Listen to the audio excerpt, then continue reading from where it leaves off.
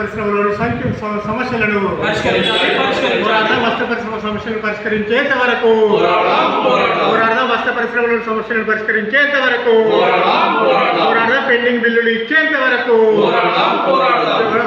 Pending బిల్లులు ఇచ్చేంత వరకు బతుకమ్మ ఆర్డర్లు ఇచ్చేంత వరకు బతుకమ్మ ఆర్డర్లు ఇచ్చేంత వరకు వస్త్ర పరిశ్రమలోని సమస్యలను పరిష్కరించేంత వరకు.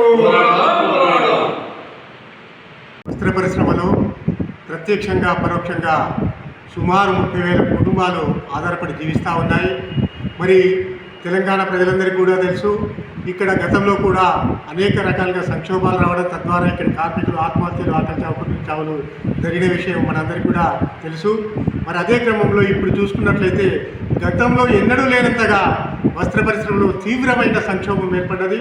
మరి ఈ సంక్షోభ పరిష్కారం కొరకు సిరిసిల్లాలోని అన్ని రాజకీయ పార్టీలు, అన్ని కార్మిక సంఘాలు కూడా జేఏసీగా ఏర్పడి అనేక రకాలుగా ఆందోళనలు, పోరాటాలు చేస్తే అవి ఇప్పటి కాంగ్రెస్ ప్రభుత్వము మంత్రి పొన్నం ప్రభాకర్ గారు సిరిసిల్లాకు దిగి వచ్చి జేఏసీ నాయకత్వంతో చర్చలు జరిపి మీకు రావాల్సిన బకాయిలను 2-3 రోజుల్లోనే ఇస్తామని చెప్పి ఇప్పటికి 10 రోజులుగా వస్తున్నా కానీ ఒక్క రూపాయి కూడా విడుదల చేయకపోవడం అనేది చాలా దుర్మార్గమైన విషయం.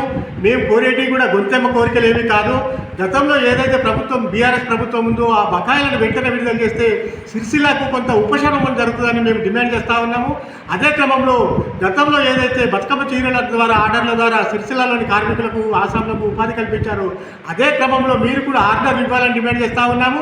కానీ ఈ ప్రభుత్వం మాత్రము మేము ఎట్లాగో ఆ ఎట్టి పరిస్థితులు ఆర్డర్లు ఇచ్చేది లేనే లేదు, గత ప్రభుత్వం ఇచ్చింది మేమెందుకు కొనసాగించాలని చెప్పడం చాలా శోచనీయమైన విషయం. ఎందుకంటే మేము చెప్పేది ఏంటంటే తమిళనాడులో ఏ ప్రభుత్వం వచ్చినా కానీ గత 15-18 సంవత్సరాల కాలం నుండి అక్కడి ప్రభుత్వాలు ఏ ప్రభుత్వాలు మారినా కానీ అక్కడ వాళ్ళకు ఆర్డర్లు ఇస్తూ వాళ్ళకు ఉపాధి కల్పిస్తూ ఉన్న పరిస్థితి మన అందరికీ కూడా తెలుసు.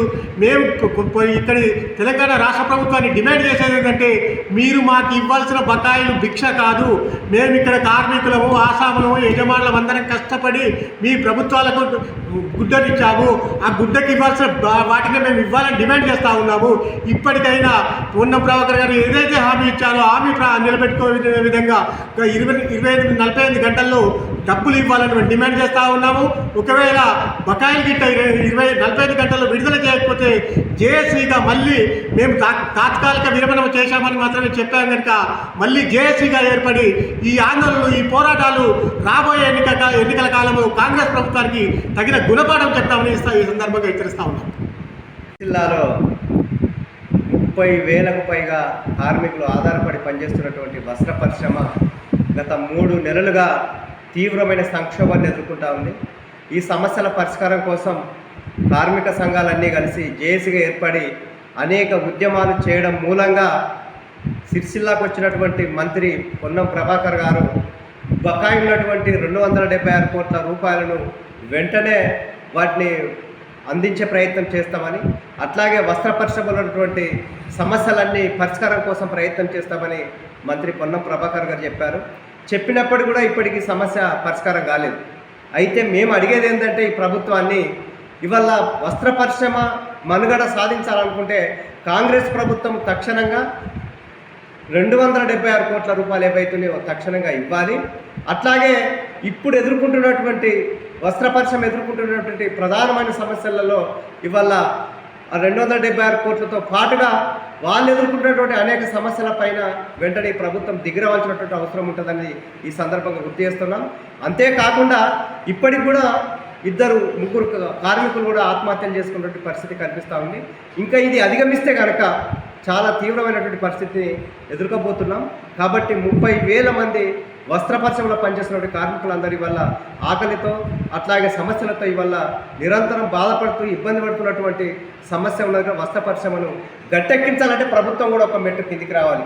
ఏవో తప్పులు జరిగినాయని, ఏదో సమస్యలు ఉన్నాయని భయపడి ప్రభుత్వం ఇవాళ వెనకంజ వేస్తే మాత్రం ఉపయోగకరంగా లేదు. అయితే ఈ వస్త్ర పరిశ్రమలో పనిచేసిన ప్రతి కార్మికుడు కూడా ఈ ప్రభుత్వం ఆశతో ఉన్నాడు.